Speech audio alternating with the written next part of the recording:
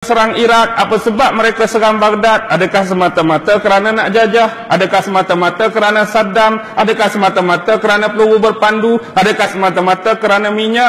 Ataupun di situ adalah Iraq adalah Babylon lama, dan hari ini dia tukar jadi Babylon baru di bumi Amerika. Pertukaran itu berlaku di mana? The Great Seal. Duit dolar, lihat kod dia MDCCLXXV1 bawah.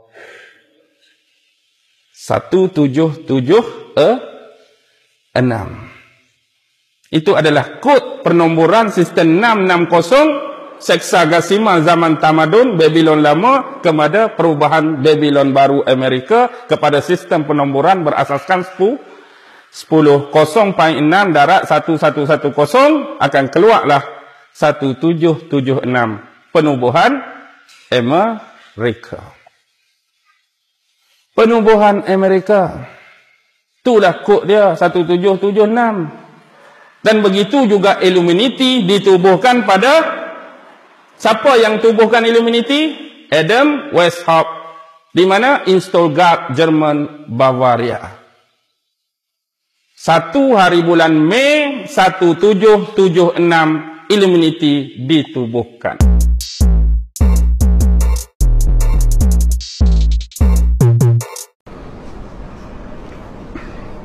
Okey, sambil-sambil lah.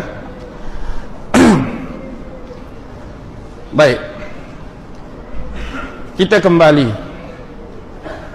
Kita tengok hari ini untuk mereka menjayakan agenda mereka. Contoh kita kaitkan tadi Freemason dengan Illuminati dan penyembah-penyembah syaitan.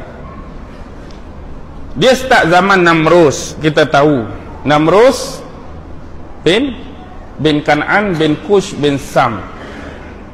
Namrus ni cicit Sam, cicit-cicit Nabi Nuh lagi, sebab lepas peristiwa banjir besar memang tak ada golongan lain dah. Anak-beranak Nabi Nuh tu jahat ada. Mari hak jadi baik ke, hak jadi soleh ke, hak jadi jahat, hak jadi toleh pun, itulah dia. Dan termasuk ialah Namrus bin Kan'an bin Kush bin Sam. Baik, salah satu kehebatan Namrus ni kalau kita tengok, dia ni ada kehebatan dari sudut architecture, dari sudut seni bina, sebab dia antara pembina Menara Babylon. Dia pembina kuil Marduk hak hebat yang dipenuhi dengan dewa-dewa pada zaman dia. Dia juga pembina kota Nineveh di Assyrian Empire.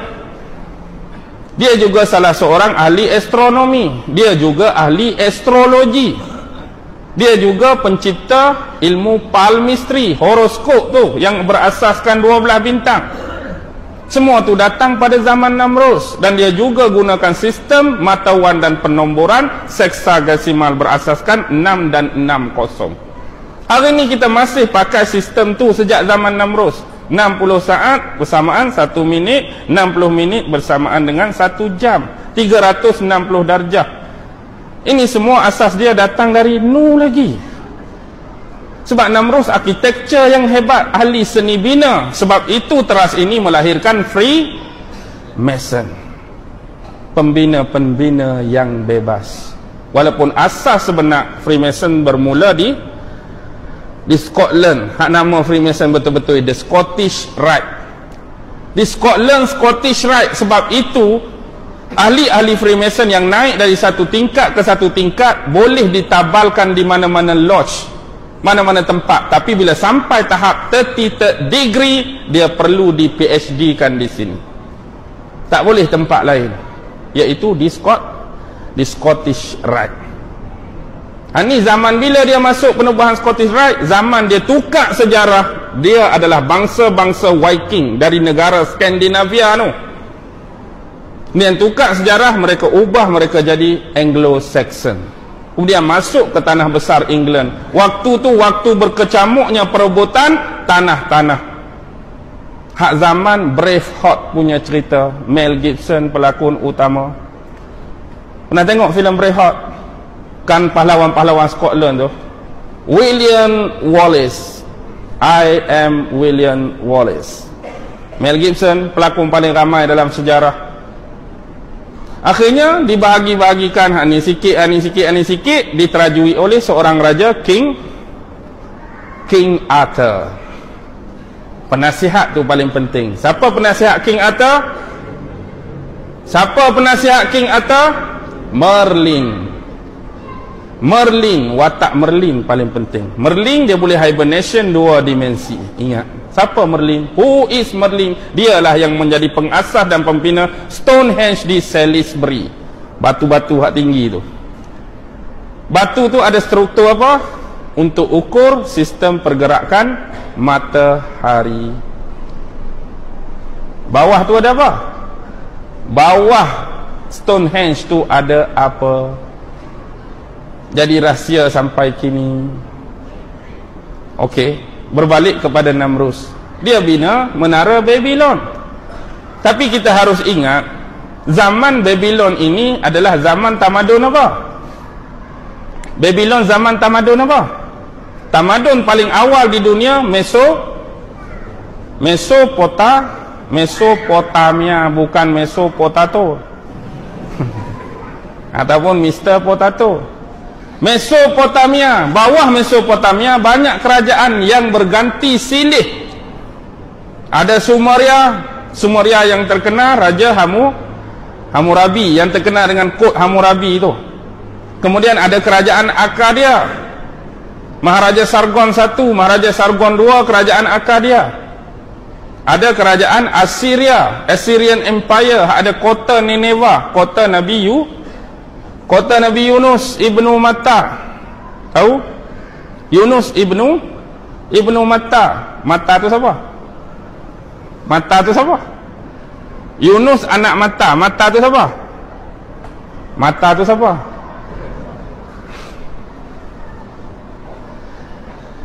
Dua orang nabi, satu-satunya yang dibenkan dengan nama Mak Isa ibnu Maryam dan Yunus ibnu Matta. Matta tu bukan nama bapa, nama mak Nabi Yunus.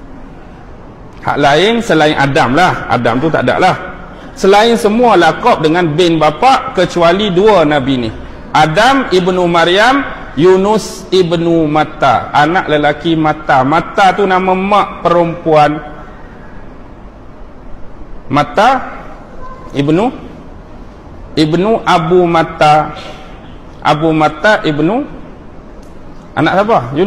Yunus anak Bunyamin. Bunyamin adik-beradik Nabi Yusuf, anak kepada Nabi Yakub. Itu jaluran Yunus ibnu Matta sampai kepada Bunyamin.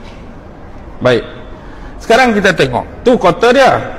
Sebelah tu ada Empire Aram, bangsa Iram. Bangsa Iram ada 3 nabi. Sebelah Assyrian Empire tu Nabi Zulkifli. Bapa Nabi Zulkifli siapa? Bapa Nabi Zulkifli Nabi apa? Zulkifli bin Ayub. Seorang lagi Nabi Ilyasa. Nabi Ilyasa. Ini mari ikut keturunan mana? Zulkifli bin Ayub, Ayub bin Amush bin Tawah bin Rum bin Aish bin Ishaq. Anak Nabi Ishaq. Sebab anak Nabi Ishaq tu kembar. Aish dengan Nabi Yakub. Nabi Yakub tu kembar, abang dia nama Ish. Zulkifli dengan Ayub, jalur dia datang ku Ish, abang Yakub. Kalau Nabi Ilyasa datang ke mana? Ilyasa bin Akhtub bin Syu'lim bin Afraim bin Yusuf. Okey, anak Nabi Yusuf 3 orang kan. Manasih ni hak hilang rekod daripada orang Yahudi. Hak dia duk cari ni keturunan Manasih. Orang Yahudi duk cari sampai ke timur, sampai ke Nusantara lah ni, keturunan Manasih Nabi Yusuf hilang dalam rekod. Siapa keturunan Manasih sekarang? Hak nombor 2 tu nama dia Syu'lim. Nama Afraim, silap. Anak kedua Afraim. Anak yang ketiga perempuan Misha. Jadi Efraim tadi, anak nombor 2, ada 3 orang anak. Dia sama macam Nabi Yusuf, 2 lelaki, 1 perempuan. Nombor 1 nama Nun. Inilah jaluran tadi, Yusha bin Nun bin Afraim bin Yusuf. Nombor 2 Syu'lim, datang kok Nabi Ilyasa bin Akhtub bin Syu'lim bin Afraim bin Yusuf. Nombor 3 Rahmah. Rahmah siapa? Isteri Nabi Ayub. Dia kutu-kutu tu. Dia kena tulis. Kalau tempat lain saya tulis habis. Adam sampai Muhammad. Dia punya sambungan-sambungan, senang nak faham. Baik, situ ada benda penting tu. Situlah tempatnya masjid di Dimash. Masjid Dimash di dalam Aramian punya empire dulu. Tempat tu, Masjid Dimash tu ada satu menara tempat katakan Nabi Isa akan turun di akhir zaman. Tu dalam Aramian Empire. Kaldan bawah sekali, sebab Nabi Ibrahim tu kampung dia Ur Faddam Aran. Bangsa dia bangsa Kaldan dalam tamadun Babylon punya, sekali dengan Namrus. Jadi Namrus punya, dia nak menyatukan semua wilayah tadi pada zaman dia. Dia duduk di Babylon, biar orang Sumeria duduk bawah dia, Akadia bawah dia, Kaldea bawah dia, Assyria bawah dia, Aramia bawah dia. Dia nak menubuhkan OWG. Apa dia OWG? One World Government. Satu kerajaan yang bersatu di bawah ketamadunan Babylon. Dan hari ini anak cucu dia bekerja keras untuk menjayakan misi tok dia Namrus dulu. Cuma dia tukar nama, hari ini NWO, New World Order. Apa sebab mereka serang Iraq? Apa sebab mereka serang Baghdad? Adakah semata-mata kerana nak jajah? Adakah semata-mata kerana Saddam? Adakah semata-mata kerana peluru berpandu? Adakah semata-mata kerana minyak?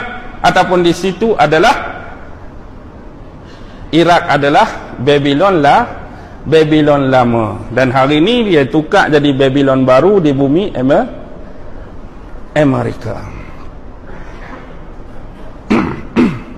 Pertukaran itu berlaku di mana? The Great Seal. Duit dolar, lihat kod dia MDCCLXXV1 bawah 1776. Itu adalah kod penomboran sistem 660 Hexagasima zaman tamadun Babylon lama kepada perubahan Babylon baru Amerika kepada sistem penomboran berasaskan 10.6 darat 1110 akan keluarlah 1776 penubuhan Amerika. Penubuhan Amerika. Itulah kod dia 1776. Dan begitu juga Illuminati ditubuhkan pada siapa yang tubuhkan Illuminati? Adam Weishaupt. Di mana? In Stuttgart, Jerman, Bavaria. 1 hari bulan Mei 1776 Illuminati ditubuhkan. 1 Mei 1776, dan hari itu kita diberi cuti. Fahamkah kita untuk siapa kita bekerja sekarang?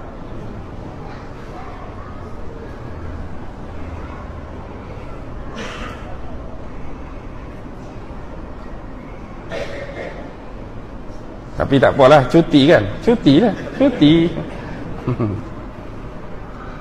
Lepas tu dia bergabung dengan Freemason. Bila bergabung dengan Freemason, memang agenda mereka sama, tapi perancangan dan pelaksanaan berbeza.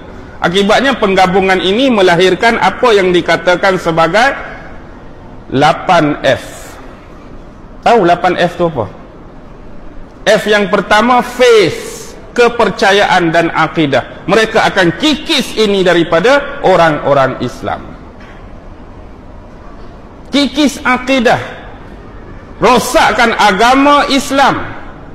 Sebab dia tahu bahawa Nabi Isa akan turun dan bunuh siapa? Bunuh Dajjal. Jadi sebelum Dajjal kena bunuh, dia siap-siap bunuh Nabi Isa. Dia ingat Nabi Isa dah kena bunuh dulu. Sebab dia dah baca Taurat, dia dah baca Injil, hak akan bunuh Dajjal Nabi Isa. Yahudi ni buat perancangan campur dengan Maharaja Rom zaman Palestin, Byzantine Timur, bunuh Nabi Isa. Oh, dia ingat dia bunuh Nabi Isa tu, Nabi Isa tak turun dah lah. Tapi dia tahu tu cuma pembohongan, nak tipu. Lalu dia tukarlah akidah orang Kristian masa ni. Daripada 1 Masihi sampai 325 Masihi, akidah Kristian masih lagi tulen, tak ada lagi unsur-unsur anak Tuhan atau Trinity. Selepas persidangan Nisia, Konsili Nisia 325 Masihi, baru ditetapkan 4 Injil yang mereka guna pakai hari ini. Injil John, Injil Mark, Injil Luke dan Injil Matthew. Dan hari itu jugalah Maharaja Konstantin mengumumkan akidah baru bagi Kristian selepas persidangan Konsili Nisia, Trinity, dan kena menganggap Isa itu anak Tuhan. Kenapa sampai beratus tahun baru bertukar Isa anak Tuhan, sedangkan sebelum ni tak ada masalah? Nampak tak dia punya permainan? Jadi hari ini orang-orang Kristian tertipu dengan akidah ini.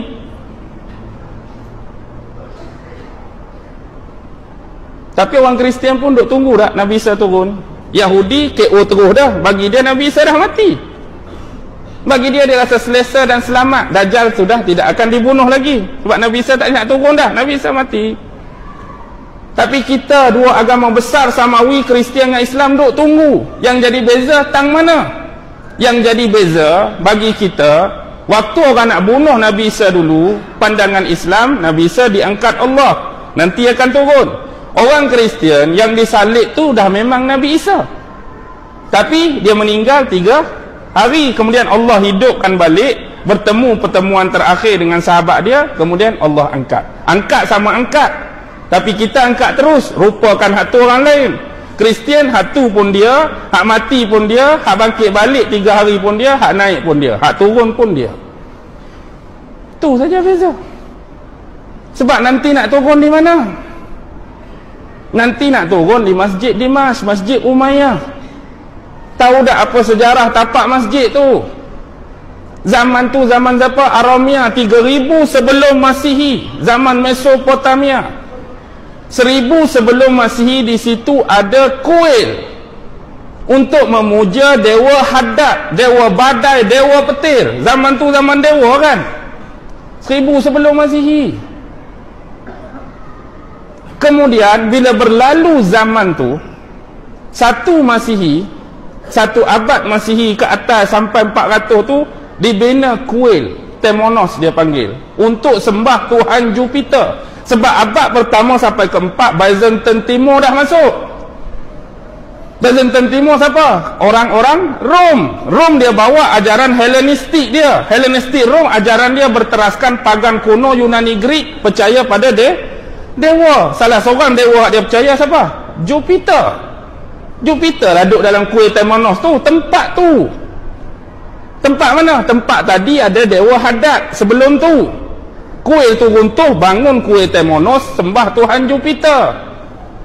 Dia banyak lagi dewa dia, 12 tu lah. Apollo pun dia, Zeus pun dia, Hercules pun dia, Athena pun dia, Saturn pun dia, Jupiter pun dia, Hades pun dia, Poseidon pun dia. Segala makneka dewa, tapi salah satu Jupiter, sembah situ. Sampailah masuk ke-4 Masihi, abad ke-4 Masihi, dah dia bercampur Hellenistik dia dengan bila dia mari sini, agama Kristian tengah berkembang. 4 Masihi, Nabi beranak berapa Masihi? Nabi berapa? 20 April 570. Nabi beranak 20 April 571, tak beranak lagi. Ni baru abad ke-4, 400 lebih. Maknanya agama Kristian tengah naik, campur dengan Hellenistik. Tadi mereka pun menganut, tapi menganut pun agama pagan Yunani kuno, campur Rom mereka, digarak-garaklah unsur dewa, unsur Trinity dia tu. Trinity zaman Nuh lagi, Namrus kan, mak dia tu, Namrus dikahwin dengan mak sendiri. Mak dia tu mengandung. Konon-kononnya tak ada lelaki yang membuntingkan dia, mengandungkan dia. Dia kata dia mengandung sendiri. Wanita ajaib dia dakwa. Bila dia mengandung, beranak kepada siapa? Namrus tu anak, tapi bila Namrus besar, Namrus tampan, Namrus kacak. Jadi bila orang-orang perempuan nak dekati Namrus, mak dia pun cemburu. Pada duk dapat orang lain, dia kahwin dengan Namrus. Namrus kahwin dengan mak dia. Jadi automatik dia tu anak, dia tu suami. Lepas tu Namrus meninggal. Bila Namrus meninggal, sedihlah kawan ni. Tapi bagi dia, jasad Namrus saja, tapi roh Namrus masih terus hidup. Sebabnya dia tengok apa? Dia tengok satu kayu yang mati, tiba-tiba di celah kayu tu tumbuh pucuk baru. Kayu tu dah mati. Dia tengok kat taman dia tu tumbuh pucuk baru. Dia pun datang idea bahawa yang jasad Namrus cuma mati, tapi roh Namrus masih tetap hidup. Akhirnya pokok ni besar, jadilah pohon evergreen. Pohon evergreen. Tiap-tiap 25 Disember, roh Namrus tu akan datang letak hadiah di pohon evergreen tadi. Roh Namrus datang. Pasal apa 25 Disember? 25 Disember tu tarikh lahir Namrus. Hari ni untung tarikh lahir tu, sebab kita dapat cuti sekali lagi. Jadi Namrus bawa hadiah. Hari ni tukar watak tu jadi Santa Claus. Sebab tu ada kartun, budak tanya, Pakcik Santa ni mitos, Pakcik Santa legend, tapi pasal apa? Ayat-ayat dalam Injil, ayat-ayat dalam Bible, tak ada satu pun cerita pasal Pakcik Santa.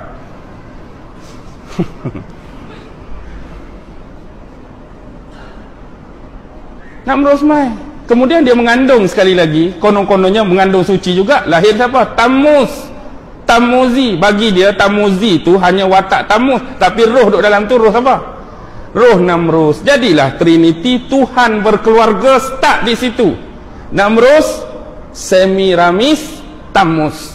Semiramis tu mak Namrus, isteri Namrus. Hari ni Semiramis duduk mana? Semiramis duduk di New York, sikit punya besar, pegang buku sebelah, pegang obor sebelah. Statue of Liberty, itulah Dewi Semiramis, bini Namrus, mak Namrus. Siapa kata cucu cicit Namrus sudah lenyap, sudah hancur? Tu ada lagi. Siapa yang buat tu? Bukan Amerika, Perancis yang buat, bagi hadiah dekat Amerika. Statue of Liberty tu Semiramis. Apa makna obor tu? Api tu. Api tu roh Namrus yang sentiasa bercahaya, roh Namrus yang sentiasa hidup memerhatikan dunia sekarang. Roh Namrus masih memerintah dunia. Tengok dalam filem Trista Columbia, perempuan kan pakai baju putih tu, Sony Picture Production tu, tu pun sama. Kemudian dia tukar watak-watak ni, nama lain tapi merujuk kepada Semiramis. Salah satu watak Easter. Faham tak Easter? Cherry Easter, tahu Cherry Easter tu? Nak bagi ejaan tu, nak bagi tahu ejaan. Easter tu lah, hari Easter kan dalam Kristian. Easter tu bahasa Inggeris. Easter juga kalau Inggeris dia panggil T-E-R. Kalau T-R-E, tu dia panggil Anglo-Saxon punya bahasa. Kalau Ishtar, Babylon punya bahasa. Kalau Ashtaroth, itu punya Hebrew punya bahasa. Kalau Astarte, Greek Yunani kuno. Easter ke, Esther ke, Ishtar ke, Astaroth ke, Astarte, semua merujuk kepada Semiramis. Tukar nama. Ratu Astarte ada depan kita, ada di mana-mana. Kadang-kadang kita masuk, duk minum kepala Semiramis, kepala Ratu Astarte. Duk mana Ratu Astarte? Starbucks tu lah. Starbucks tu lah Ratu Astarte.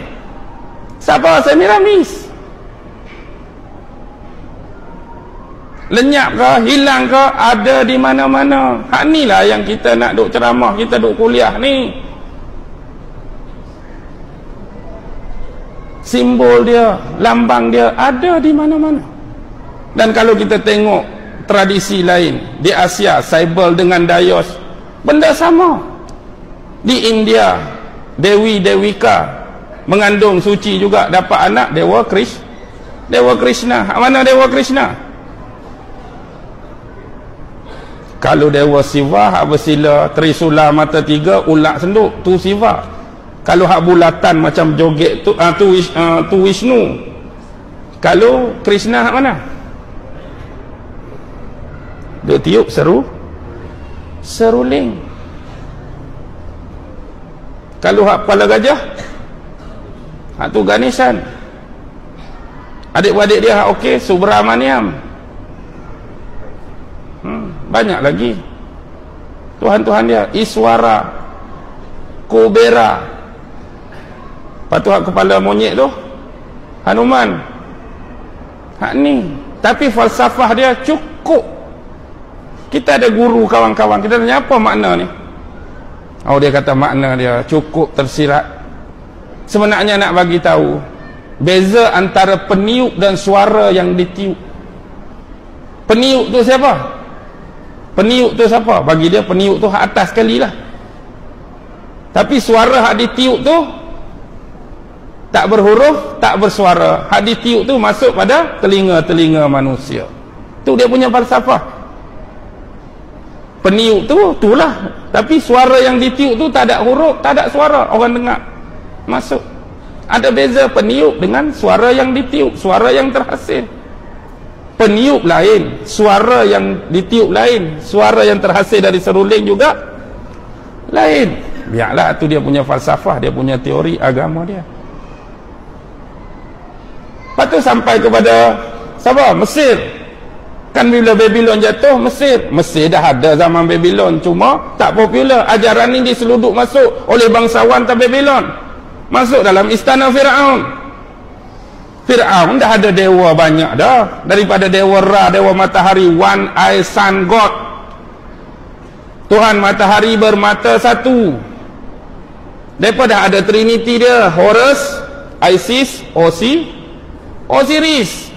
Banyak lagi dewa dia. Ada dewa Set, ada dewa Ra, ada dewa Anubis, ada dewa Emtah, ada dewa Hathor. Hathor tu hak lembu tu lah. Geng-geng zaman Nabi Musa dah tengok, dah rancak dah patung Hathor lembu tu. Sebab tu bila Samiri buat patung lembu, pasal apa dengan mudah jadi bodoh? Sebab cengkaman dalam jiwa tu dah lama dah berminat dengan Hathor. Kita bayangkan satu benda yang kita tak boleh bayang. Manusia-manusia hak belakang diselamatkan oleh Nabi Musa, kita kata iman yang cukup kuat, takkanlah satu hari Samiri suruh sembah lembu dengan mudah jadi bodoh. Kita kata lah ni tak, kita pengikut Nabi Isa, kita ni kuat-kuat, tiba-tiba mari seorang tak peleok, kita buat lembu mari jom sembah lembu. Kenapa sampai begitu bodoh jadi ada sembah sedangkan kita tengah kuat? Sebenarnya pengaruh tu dah ada pada dewa Hathor, dewa lembu tu. Sebab tu mereka pernah minta dengan Nabi Musa, buatkan untuk kami satu patung agar mudah kami nak sembah Tuhan. Bila buat patung lembu, kebetulan Musa pula terlajak hari atas bukit Tursina. Tengok Musa cari Tuhan di atas bukit, tak jumpa. Sebab Tuhan Musa sebenar duduk sini. Lembu ni Tuhan Musa, lembu Tuhan kita semua. Dia buat cerita lagu tu. Benda bak terpeleok, benda bak nak kalih iman ni bukan hari ni. Agenda ni masih sama. Tapi hari ni dia berhalakan kita dengan apa? Dengan duit. Transformasi berhala hari ni duit dan wang. Dan kita semua ada sebahagiannya adalah penyembah-penyembah bagi duit. Saya dah kuliahkan khusus tajuk bab manipulasi. Bagaimana duit boleh mengubah seseorang. Betul, dengan duit kadang-kadang seseorang yang baik mungkin berkhianat kerana duit. Seseorang boleh tipu bapa, ibu dan adik-beradik kerana duit. Seseorang boleh bunuh orang lain kerana duit. Seseorang boleh jadi pelacur kerana duit. Seseorang boleh pecah amanah kerana duit. Seseorang boleh pecah tabung masjid kerana duit juga. Seorang boleh tipu adik-beradik dan saudara kawan perniagaan dia kerana duit. Seseorang boleh jual maruah dia kerana duit. Hari ini berhala ini boleh ubah tingkah laku dan sikap kita. Dan kita antara sebahagian penyembah kepada transformasi berhala moden ini. Sebab apa? Inilah kita. Inilah kita kejar. Kita tak nampak dah unsur-unsur kebaikan. Ibu sanggup kerana ini, bapa sanggup kerana ini, kawan sanggup kerana ini, maruah sanggup kerana ini. Agama pun kadang-kadang bayangkan, tukar agama aku bagi 2 bilion. Lagu mana? Kita miskin memerlukan duit 2 bilion mak. Tukar agama 2 bilion. Bagi hak jenis tak apa nak kuat lagu mana? Paling kurang pun padahal aku tak tukar pun, cakap kat mulut pada aku Islam lagi, aku ambil lah 2 bilion. Paling bodoh pun lagu tu tak? Kerana duit orang boleh tukar akidah. Kerana duit orang boleh dibeli, orang boleh disogok, orang boleh dipergunakan. Sambung balik. 10 suku dah ni. Dia standard berapa mak sini? Dah betul lah kalau nak berhenti-berhenti. Sebab dah jadi satu kes. Satu kes pengurusi itu seolah-olah mencabar. Kita duduk di Penang 2 jam, 2 jam setengah biasa. Pi balik Kelantan kampung kita. Ustaz nak sampai ke subuh, tak ada masalah. Hebat kata. Baru sampai 10 nak masuk pukul 11, Ustaz lapar nasi Ustaz. Tak maulah lagu tu tak. Nak masuk pukul 11 tu lapar dah. Bukanlah kita kata maksud dia sampai subuh tu bukan rapat ke subuh, maksudnya bagilah tak bagi apa. Tapi sebabkan 10 suku tak apalah, saya pun esok ada kuliah lagi. Jadi sebagai rumusan lah, apa yang kita perkatakan pada malam ini, yang kita berseluruh lah, yang kita berlawak lah. Tapi apa yang penting, keseriusan kita tadi memperkenalkan tentang eskatologi tadi, nak sebutkan benda-benda tadi yang tersirat, yang mutasyabihat. Sebab padanan kita dah ada Quran, kita dah ada hadis. Nombor 1, hadis-hadis ini ialah hadis-hadis yang dibawa oleh Nabi, satu hal. Yang kedua, isi hadis-hadis Nabi ini relevan dengan setiap peristiwa akhir zaman. Yang ketiga, dia terhubung dan terkait rapat dengan tanda-tanda kiamat. Itu yang kita nak bagi pesan. Kita takut kita hanya bersikap jadi penunggu. Ni Nabi kata jadi lagu ni, kita pun tunggulah bila nak berlaku tanpa apa-apa persediaan, tanpa apa-apa kajian. Ni bila pula nak berlaku ni, nak tunggu juga. Ni bila-bila nak berlaku ni, nak tunggu juga. Kita tak buat apa. Dalam masa yang sama kita duk cari fitnah Dajjal, duk cari fitnah Dajjal, duk cari Dajjal. Sedangkan dalam masa yang sama Dajjal duk mana? Dajjal duk mana? Dajjal duduk dalam rumah kita lama dah. Duduk mana Dajjal duduk? Dak dalam rumah kita tu tang mana Dajjal duduk?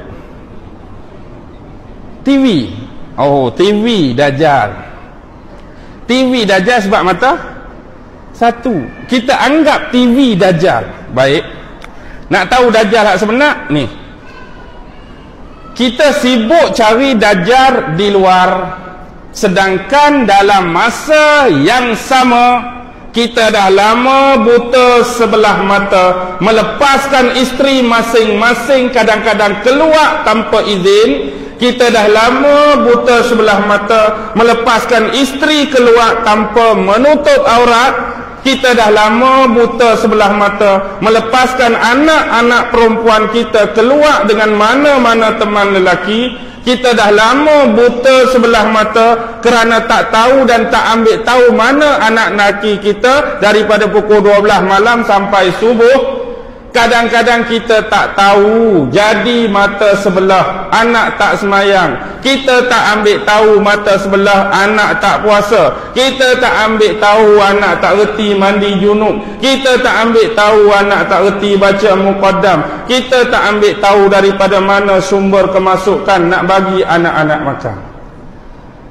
Kita